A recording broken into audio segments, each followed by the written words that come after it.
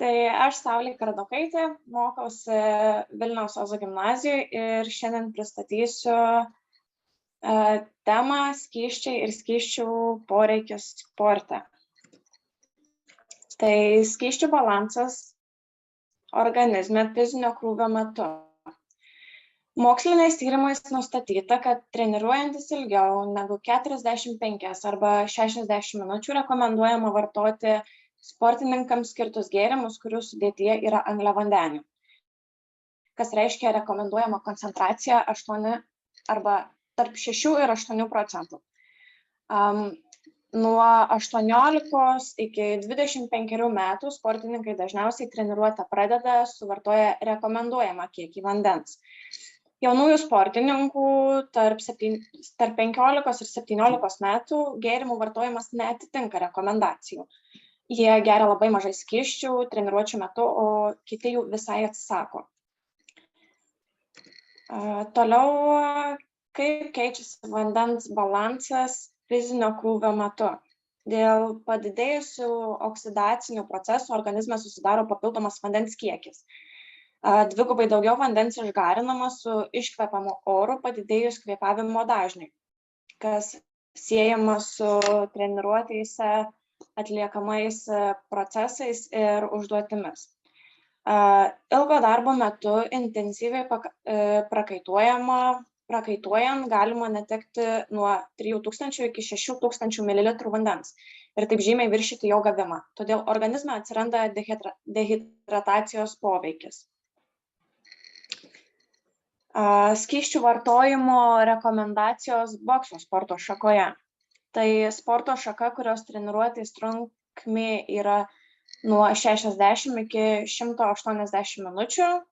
Geriausia treniruotę pradėti jau esant optimaliam vandens balansui organizme.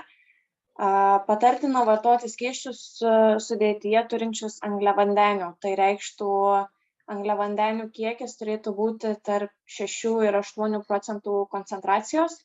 Suvartoti gėrimų kiekį, kuris per 1 valandą organizmą aprūpintų 60–80 gramų angliavandenių. Gėrimai rekomenduojami sportininkams. Vanduo neturi angliavandenių, bet yra bene svarbiausias skysčių šaltinis. Ganėtinai ne tik sportininkams, bet ir paprastiems žmonėms dienos eigoje.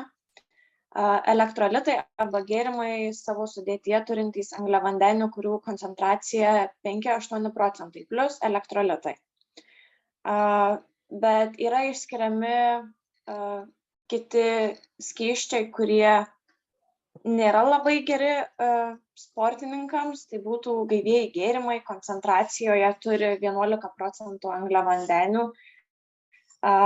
Didelės angliavandenių koncentracijos labai nežymiai aprūpina organizmą reikiamais elektrolitais.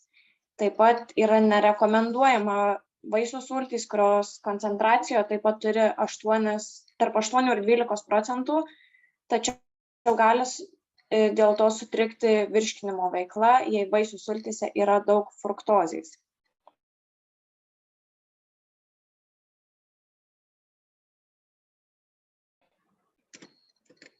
Taip pat, gal paprasti žmonės to ir nežino, tačiau pasitaikantys sportininkų bei paprastų žmonių gyvenime yra kava ir juodoji arbata, alkoholiniai gėrimai, kokteiliai, alus arba vynas ir distiliuotas vanduo. Ir viską apibendrinant, tai skysčiai sudaro nemažą įtaką žmogaus organizmui dienos eigoje ar sportuojant. Skysčiai taip pat lemia sportininko sveikatos būseną treniruočių, stovyklų ar varžybų metu. Tai netgi gali lemti sportininko varžybinius pasiekimus. Organizmui patyrus dehidrataciją nusilpsta, todėl sportininko pasiekimai yra prastesni. Dehidratacija lemia nepilną organizmų veiklą ir sveikatos problemas. Tai manau tiek ir